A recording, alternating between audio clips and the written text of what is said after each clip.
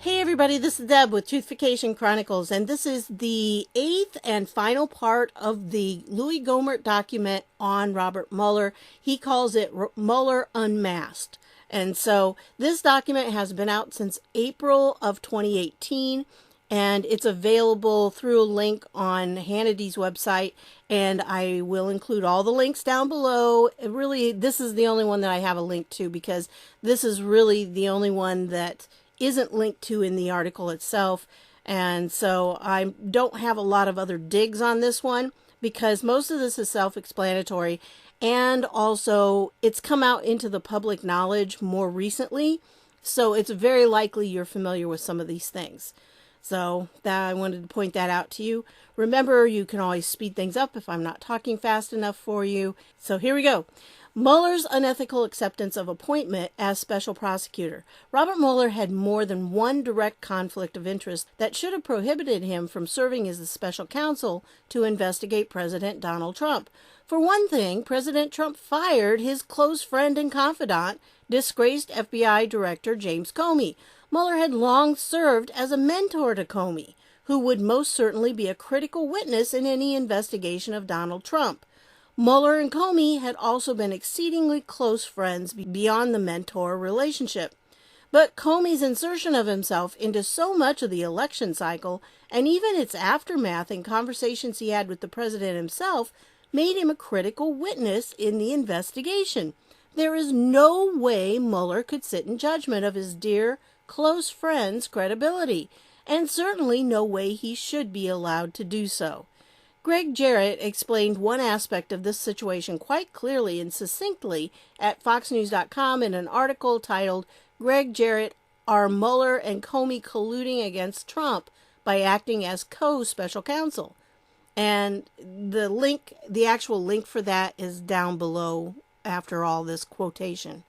A portion of that article said the following: the law governing the special counsel, and that's 28 CFR, CFR stands for Code of Federal Regulations, 600.7, specifically prohibits Mueller from serving if he has a conflict of interest. Even the appearance of a conflict is disallowed. The same Code of Federal Regulations defines what constitutes a conflict. That is, a personal relationship with any person substantially involved in the conduct that is the subject of the investigation or prosecution. And there's the code for that. Comey is that person. He was substantially involved in the conversation with President Trump, who may be the subject of an obstruction investigation. And now we know he was, right? Because now we know that Mueller was doing that. In fact, the former director is the only other person involved. There were no witnesses beyond himself. Well, in that area, if you remember, they made up a whole bunch of other charges and, trying to come up with some way of charging him with obstruction. A conflict of interest is a situation in which an individual has competing interests or loyalties. Here, it sets up a clash between the special counsel's self-interest or bias and his professional or public interest in discharging his responsibilities in a fair, objective, and impartial manner. His close association with the star witness raises the likelihood of prejudice or favoritism, which is anathema to the fair administration of justice. Mueller has no choice but to disqualify himself. This is why Trump was saying that. He wasn't obstructing justice. He was trying to say, look, Mueller has all these conflicts of interest. He should not be there. He needs to recuse himself. He needs to, quit. And Trump wasn't saying that they needed to end the special counsel thing. He said Mueller is not the person to do it because he knew Mueller was dirty. And so did Louie Gohmert.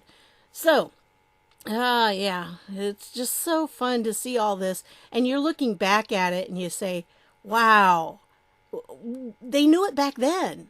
This is April 2018. Louie Gohmert knew it then. And so many others did too. It wasn't just him. But the law affords him no discretion because the recusal is mandatory in its language. It does not say may or can or might. It says the special counsel shall recuse himself in such instances. So he had really no choice. He was supposed to recuse himself. Oh. An excellent post by Robert Barnes. And if you remember Robert Barnes, he's the one, I believe, that took on the Covington Catholic case, which I can't believe was dismissed and everything. But anyway, so at least he tried and he took him on. But I'm pretty sure that was him, Barnes Law. So a constitutional lawyer identifies 5 statutes, regulations, and codes of conduct that Mueller is violating because of his conflict of interest with Comey. Byron York, chief political correspondent for the Washington Examiner, recounts in detail the close personal relationship between Mueller and Comey, which gives rise to the blatant conflict of interest. And if you go there, then you can probably find the link to the Byron York article. Another deeply troubling aspect of Mueller's conflict of interest is, and was, his role in the investigation of Russia's effort to illegally gain control of a substantial part of the United States' precious supply of uranium.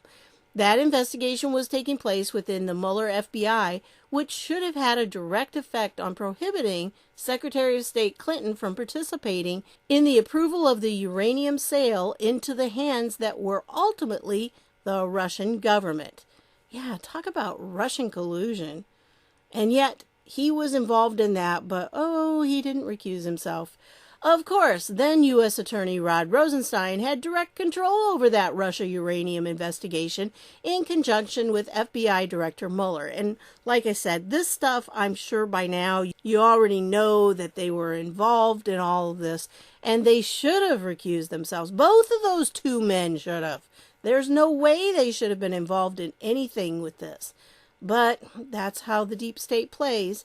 It certainly appears that with what they had gleaned from that undercover investigation, they should never have been involved in any subsequent investigation that might touch on potential collusion and millions of dollars paid to the Clinton Foundation by the very beneficiaries of the Russians' uranium schemes.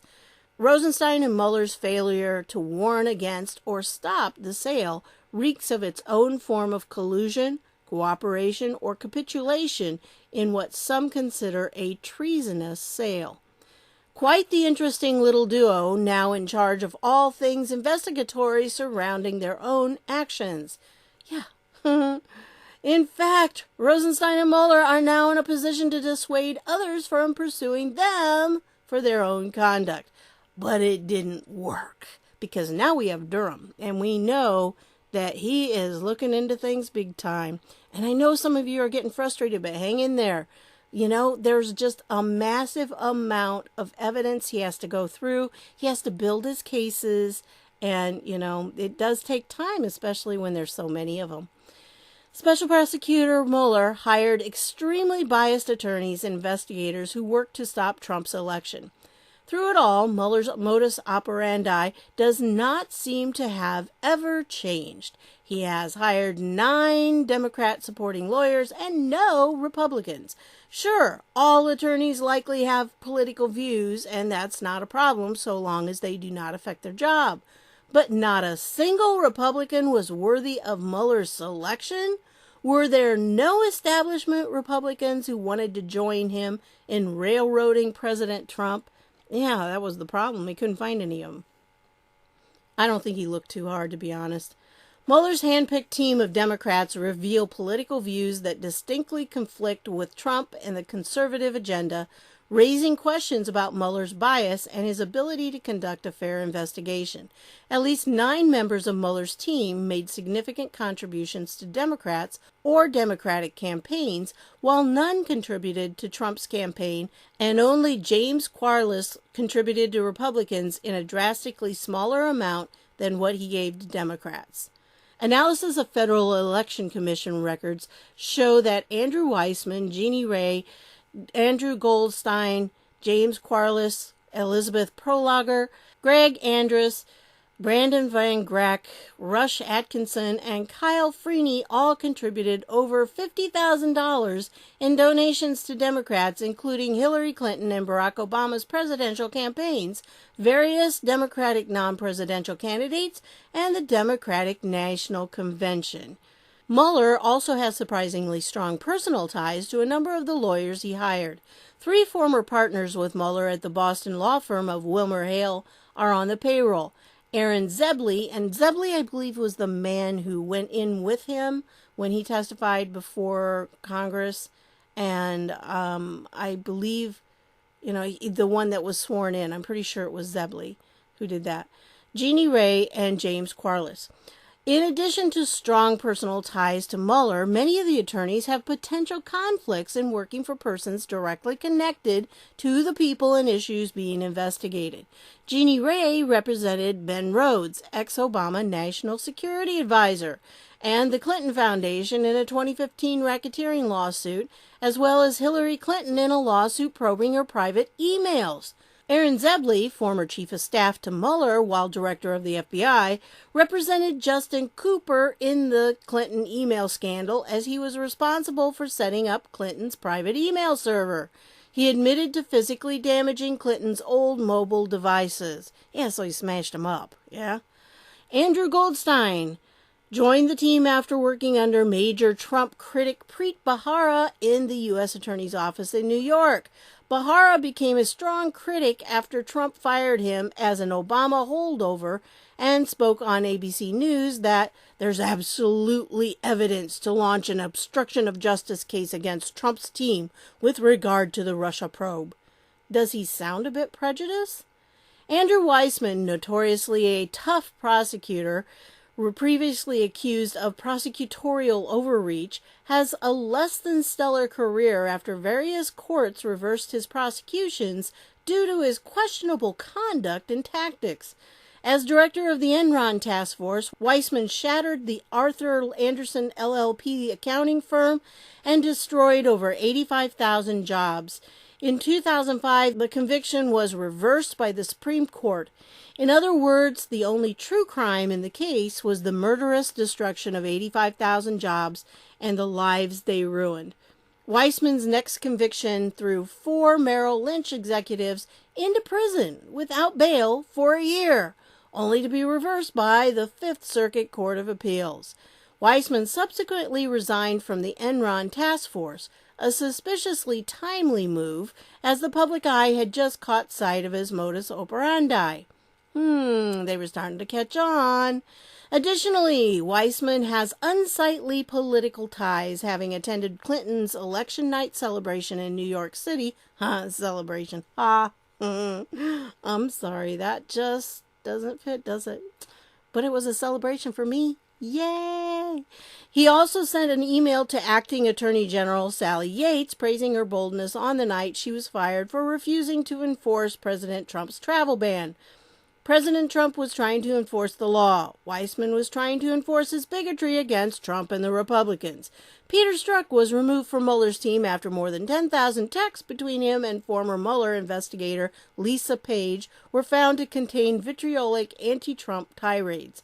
They were not simply anti-Trump, they were more in the nature of desperate attempts to stop him from becoming president, and talk of a nefarious insurance policy to orchestrate his removal if he were elected.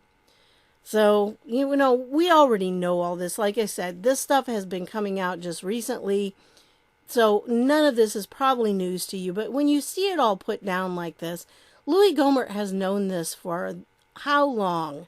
And, these guys who are in Congress who are fighting against this, it's got to be really hard for them because they know the truth. They've seen the documents that support all of this.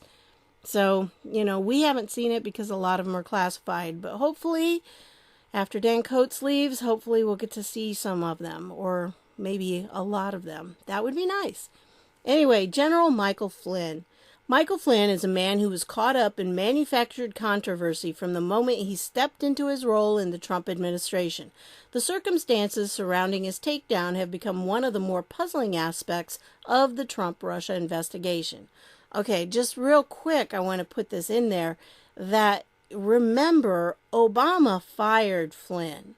Okay, Flynn was the head of the Defense Intelligence Agency for a couple of years during Obama's terms, and he saw some things and he spoke out about them. And that caused a lot of problems with the Obama administration. And there was this big purge, I think it was like 2014 maybe, when this happened. And not just Flynn, but several of the military leaders, like big generals, I mean, people who were high up, were pushed out. They weren't necessarily fired, but they were, just removed, essentially. Their lives, I think, were made really bad, or I don't know what the case was, but most of them retired early just to get out because of the pressure that was put on them by the Obama administration, which makes it even funnier that Peter Strzok now is trying to sue for being wrongfully terminated. And it's like, really? Seriously? You think that was bad? How about Flynn? Flynn should have sued then. So anyway, but I digress. So let me go on. His career took him from 3 decades in the U.S. Army to overseeing the Pentagon's military intelligence operations and directing the Defense Intelligence Agency. Flynn was more than qualified to act as the first national security advisor in a new administration.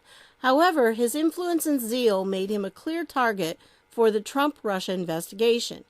As a strong supporter and friend of Donald Trump's from the onset, he campaigned and publicly supported then-candidate Trump throughout 2016. As best I can sort it out through the media hype and hysteria, having no first-hand knowledge like the rest of America, after the successful election during the transition period in December 2016, Flynn reportedly conversed with a Russian ambassador. He was, quote, accidentally swept up in an intelligence foreign surveillance recording. When this happens, the names of the American citizens are supposed to be masked in the transcripts. Somehow, Flynn's name was magically unmasked, which apparently allowed the Obama administration to peruse his meetings and conversations.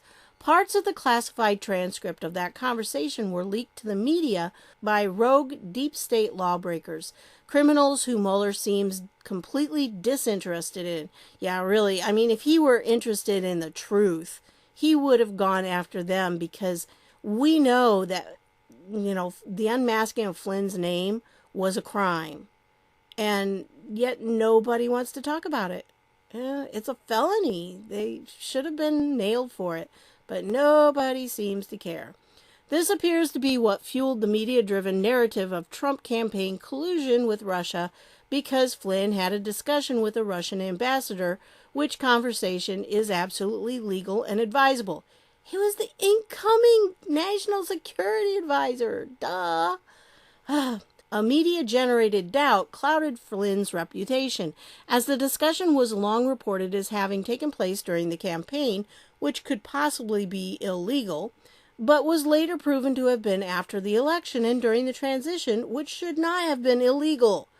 After a complete pounding of media-driven hysteria, in mid-February of 2017, Flynn resigned, having served only 23 days as National Security Advisor. Mueller targeted Flynn using illicitly gathered and leaked foreign intelligence and surveillance as evidence. 9 months later, after Flynn and his family were subjected to Mueller's usual threats and intimidation, a financially exhausted Flynn entered a guilty plea on 1 count of lying to the FBI, the result of a Mueller technique perjury trap, as was used on Scooter Libby and Martha Stewart. What is Flynn guilty of? He apparently misremembered a conversation that took place 33 days previously. The FBI had a transcript of that conversation and already knew what information was there. They went into a conversation with Flynn not seeking answers to questions, but to try to trip him up on exact statements made in a conversation when they were already in possession of the transcript. Flynn's unmasking has become the center of a controversy wherein those transcripts were procured under exceedingly questionable circumstances before a judge who had a questionable and undisclosed relationship with part of the Mueller team. That judge was appointed to the Foreign Intelligence Surveillance Court, FISC, the secretive court created by the Foreign Intelligence Surveillance Act, FISA. That allows federal law enforcement to seek secretive warrants to surveil foreign persons outside of the United States who are suspected of terrorism. But the Obama administration and Mueller seem to find it much more politically expedient to use the secret court to go after Americans who were part of the Trump team for actions that did not occur while they were part of the Trump campaign team. Strange goings on.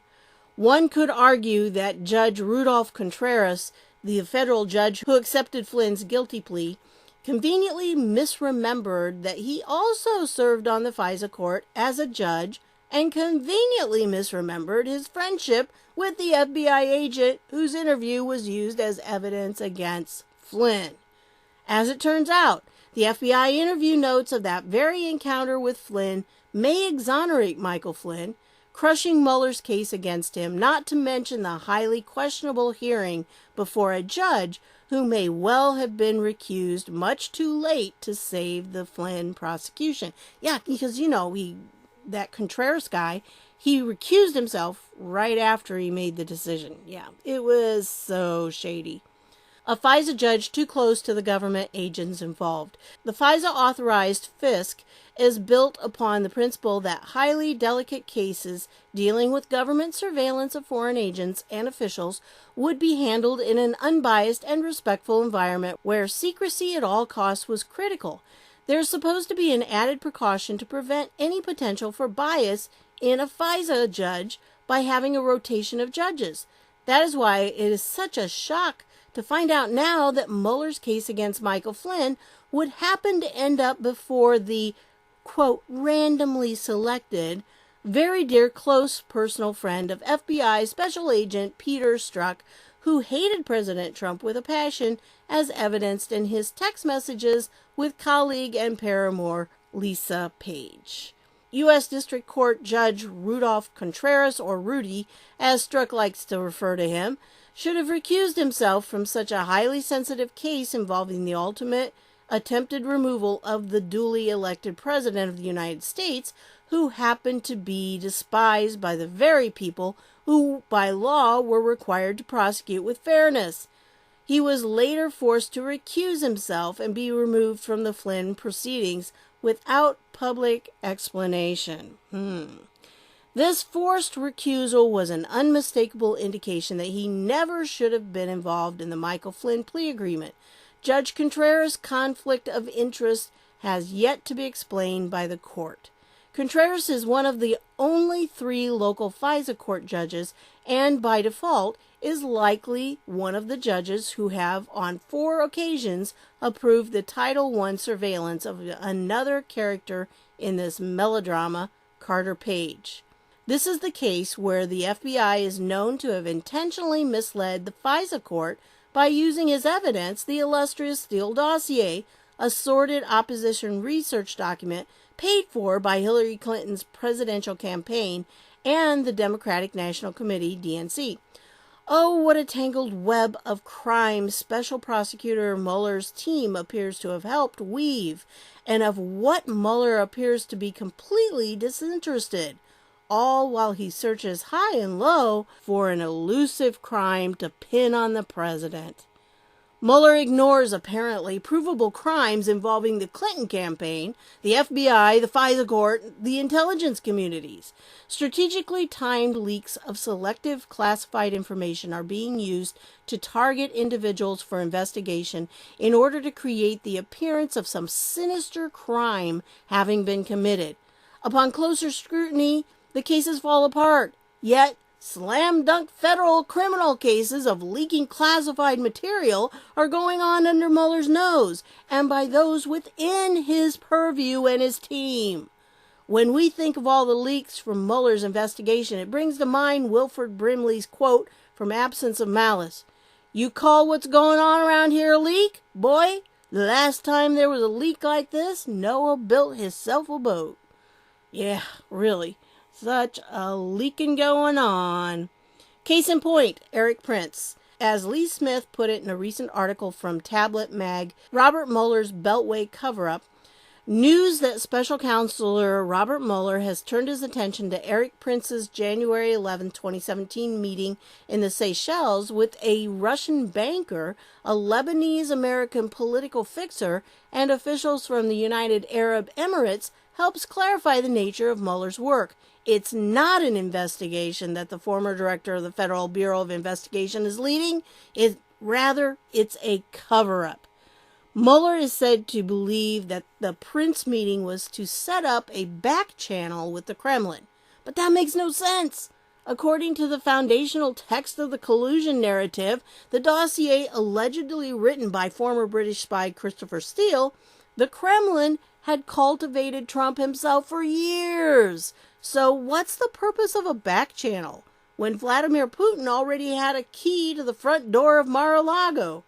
See, it makes no sense. But it didn't have to make sense because they figured if they repeated the lie long enough, people would believe it. And unfortunately, a lot of people still believe it. And that's what they're doing right now with the term racist. They're trying to nail Trump on it. And it's simply not true. But they think if they keep saying it enough, that eventually people will believe it. Further, the collusion thesis holds that the Trump circle teamed with high-level Russian officials for the purpose of winning the 2016 election. How does a meeting that Erik Prince had a week before Trump's inauguration advance the crooked election victory plot? It doesn't. It contradicts it. Oh, by the way, that particular link, he doesn't put that link here. So I will include that one. Here's the article. So I'll make sure that link is down below too. Because, yeah, this will just take you to the main page. And then you'd have to do a search for the title of it. But anyway, let's go on. The writer goes on to point out that serious crimes have been committed that Mueller is purposefully ignoring. Prince was thrown into the middle of Russiagate after an April 3rd, 2017 Washington Post story reported his meeting with the Russian banker. But how did anyone know about the meeting? And again, this link does not work either. So I will include, I think I have that. Yeah, here. So I'll make sure I include that link down below too for you. So you can read it if you want to. After the story came out, Prince said he was shown specific evidence by sources from the intelligence community that the information was swept up in the collection of electronic communications and his identity was unmasked. Again, a felony. Yep. The U.S. official or officials who gave his name to the Post broke the law when they leaked classified intelligence. Unless the Washington Post has somehow miraculously recruited the bartender of a hotel in the Seychelles, Prince told the House Intelligence Committee in December, the only way that's happening is through SIGINT, and that's the Signals Intelligence. Prince's name was unmasked and leaked from classified Signals Intelligence. Oddly enough, it's the same modus operandi used in the targeting of President Donald Trump, Attorney General Jeff Sessions, and former National Security Advisor Michael Flynn. It is a federal felony to publish leaked classified information. Ask WikiLeaks founder Julian Assange about that particular unequal application of the law. The deep state felons who are strategically leaking this information have politically weaponized our Justice Department and should be brought up on charges of high treason for their attempts, with malice aforethought, to manufacture the overthrow of a duly elected president of the United States. The leaks and publication of classified information alone warrant investigation and prosecution to the fullest extent of the law in this matter. Yet Mueller is uninterested in those crimes, even as they go to the very heart of the credibility of the supposed justification of his investigative mandate.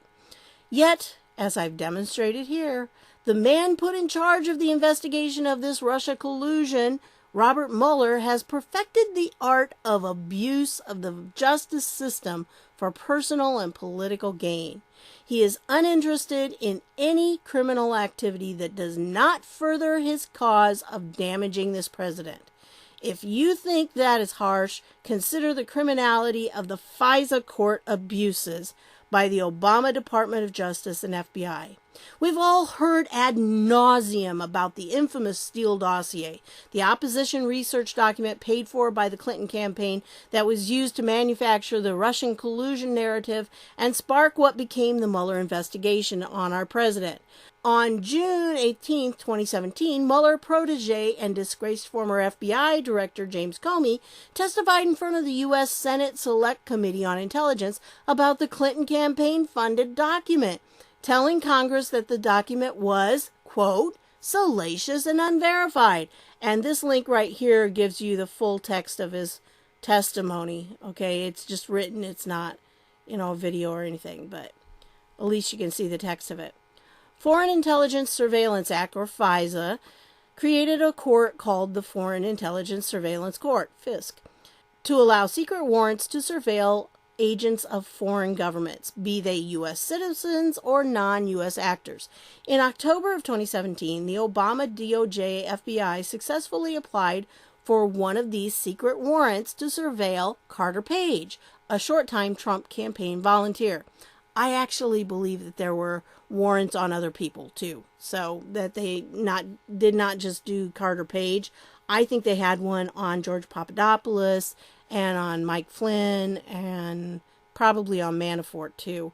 So they had them on several people, I'm pretty sure. Since these warrants against U.S. citizens are outside of the bounds of the Constitution, they have to be renewed by applying to the court every 90 days after the first warrant application is approved. They're supposed to actually show that they have more information that confirms that there is something going on there and that they do need to continue the surveillance. Because if they can't provide something new, they're not supposed to be able to get it renewed. So that was also violated too, because they didn't provide anything new, I don't think. These secret warrants are so serious that they have to be signed off on at the highest levels. The applications in question would have been signed off on by Obama administration FBI and DOJ officials, including then FBI Director James Comey. At least one of the renewal applications would have been signed off on by our current Deputy Attorney General Rod Rosenstein. And he's no longer, yay, glad he's not there. But yeah, he signed off on the last one because that was during Trump's term. It was after Trump had been inaugurated. So at the time of signing, they all would have had the knowledge and or the professional and legal duty to know that the dossier was used as evidence, and also had the legal duty to know the evidence origins. The same would apply to the knowledge of the penalty for submitting unverified information to the FISC for the purpose of obtaining a warrant. It is a crime to submit under the color of law an application to the FISC that contains unverified information. And there's the U.S. code on that and a link so you can go check that out. Comey's salacious and unverified testimony before the Senate occurred 8 months after the Clinton campaign-funded dossier was used in the first successful FISA court application to obtain a surveillance warrant against Carter Page, a Trump campaign volunteer for several months. The House Permanent Select Committee on Intelligence examined the documentation submitted to the court and concluded that the unverified information contained in the Steele dossier was in fact used in the FISC application, without disclosing to the court that it was an opposition research document paid for by Hillary Clinton and the DNC. And there's the link, so you can go look at that memo and White House letter. It's a PDF. Neither the initial application in October of 2016 nor any of the renewals disclose or reference the role of the DNC, Clinton campaign, or any party campaign in funding Steele's efforts, even though the political origins of the Steele dossier were then known to senior DOJ and FBI officials. The timing of the applications, the inclusion of the material the DOJ and FBI knew to be unverified at the time, and the successful result after this fraudulent inclusion speak to the level of criminal corruption of those who sought to destroy Donald Trump's candidacy and still seek to destroy his subsequent presidency when their initial efforts failed. The widespread abuse of the FISA-authorized court, FISC, was laid bare in a court memorandum of review of these abuses that was declassified in 2017 that went virtually unnoticed by the media because it didn't fit their narrative. Okay, now that link right there, it's a 99-page document that is well worth reading, but it is long and it's kind of legal speak. But essentially, they were just bypassing the law, and they were violating people's constitutional rights in order to spy on whoever they wanted to, essentially. And that is the crime that Admiral Rogers discovered because he was the director of the NSA at the time. And he discovered that they were doing these illegal queries. They were getting information on people they had no business getting information on. That they were U.S. citizens. They were violating their Fourth Amendment rights. So that's a good document to look at. These are serious crimes that, left unchecked, lead nations down the path to tyranny at the hands of people who think they know better than we do what is best for us. It's an age-old struggle America's founding fathers knew well and did everything they could to keep us from experiencing. The Fisk judges themselves have a duty to police their own courts and call to account these bad actors who, by all facts in the documentation I've personally seen, have committed a fraud against the court. If these judges do not have the integrity to self-police in this matter, we in Congress must hold them accountable, using the power granted to us in the Constitution. Congress has created every single federal court in the country except the Supreme Court. We have the duty to phase out, then disband the Fisk, while developing a better solution to address the authorization of this sort of surveillance of foreign agents and actors. We have got to clean up the mess the Obama administration showed is far too easy to create. If you want answers, and you can handle the truth, join me in demanding those answers from Special Counsel Robert Mueller, along with his resignation. And again, remember, this was written in April of 2018. If he were to resign, it could well be the only truly moral, ethical, and decent action Mueller has undertaken in this entire investigation. And that's where it ends. But as you can see, Louie Gohmert lays it all out. He knew what Mueller was up to. He goes back, he shows Mueller's character and how he ran his FBI. So I think that, he's spot on with this. And he exposes Mueller in a way that people need to understand this is what was going on. There's just no way in the world Mueller could have been fair in this. He should have recused himself. He should have stepped down and let somebody else take the reins. He should have had a more balanced team. I mean, if you're going to do something that is so politically charged like this was, if you were genuinely interested in the truth, then you would have had it more balanced. But that's not what he was interested in. It was all a cover-up. That's what this was, because they never thought she'd lose. That was the whole thing. They had no idea when they started doing all this that they would have to cover their tracks. And so Mueller was brought in to help them cover their tracks. Yeah. And everybody was saying, oh, he's so wonderful. Yeah, right. So, he said the right things, and this is part of the problem. During his original nomination hearing, he said all the right things, but, yeah. Did he believe him? Yeah, apparently not. So, yeah, he was just part of this. But I don't think he was the one pulling the strings. I think he was a sock puppet, just kind of doing what they told him to. So, someone else was behind it. Was it Weissman? I think Weissman had a big role, but I think probably someone that was outside of all of it was really pulling the strings. So, yeah, and it was very coordinated. And as Louie Gohmert pointed out here, the press had a big role to play in this. If the press would have kept their big mouth shut and not published things that were classified documents that they were not supposed to be publishing anyway, what would things have looked like now? I mean, it would have been quite different. And so having the press be complicit in all of this is really a factor that has to be considered. And I think when all of this really does come out, when Durham starts, bringing out charges and they unseal indictments and everything, that's going to have to be addressed. I really think there's going to have to be some members of the press included in that, because if there's not, then this is not going to end. And really, until we can stop the press from doing what they've been doing, which is fabricating stories, truthification, taking fiction and trying to put it out there as truth. And when they do that, they are the enemy of the people, because we can't have our press doing that kind of thing. It's pure propaganda and lying to the American people.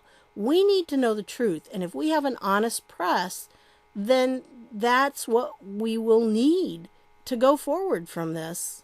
There's just no other way. We're going to have some truth start to come out. Now, I do know that there have been some breakthroughs recently with the press, and there are some little things that we are starting to see cracks where the truth is coming out. Whether they want it to or not, the truth is coming out.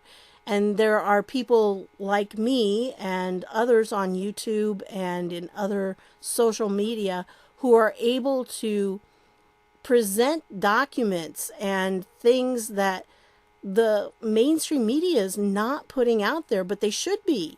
If they were doing their job, they'd be doing this kind of stuff. They would be doing the digging, not Louie Gohmert.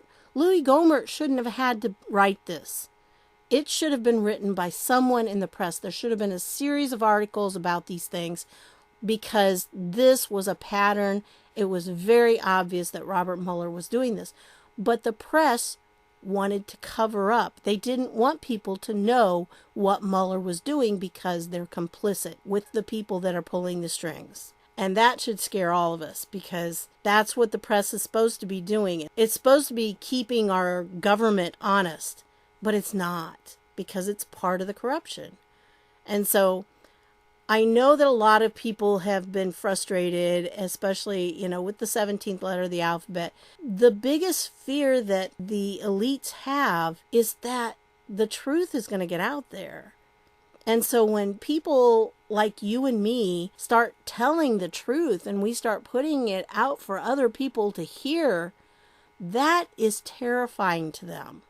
And that's why I hope you'll be sharing these videos with other people and using the information that I'm giving you to talk to your friends, to talk to people you see and you know. And, I don't want you to start arguments. I'm not at all into violence or anything like that. What I hope you'll do is open discussions with people. And instead of, badgering them or something, it's more effective if you can ask really pointed questions, and questions that make them have to stop and go, oh, I never thought of that before. Like the thing about Erik Prince. It's like, so why would having him talk to Russians after Trump was elected, why would he need that? I mean, if they've been grooming Trump all along, why would they need to have this go-between? Well, they wouldn't need to. It is bogus. And so when you get people to start to question it, that's really what has to happen. There's so many little flaws we're starting to see. They're coming out now, and we need to capitalize on them by bringing those to light and letting people see what's going on. So, things are kind of up in the air right now. I understand, but it's going to settle out, and we'll eventually get back to, sanity, I think. But August is going to be hot, and I don't just mean temperature-wise.